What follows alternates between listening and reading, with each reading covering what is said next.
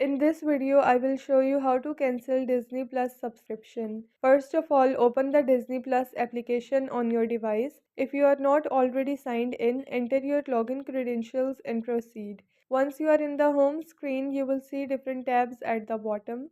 Tap on the Profile tab at bottom right corner of the screen. Your account settings screen will appear. Select the account option. If you have subscribed through Apple or Google Play, Disney Plus will redirect you to your device's subscription settings. Simply follow the prompts available there. Otherwise, if you have subscribed directly through Disney Plus, you will see the option Manage Subscription. Tap on it. Here you will see your current plan, next billing date, and renewal settings. Scroll down and look for the option Cancel the subscription. Tap on it. Disney Plus will ask you for confirmation. Tap on the Confirm button to confirm your choice and follow the proceeding steps. One important thing is that despite cancellation of the current subscription, you will still have access to Disney Plus app till the expiry date of the subscription. Your subscription won't renew after the expiration date. If you ever want to resubscribe, you can do it from the same settings.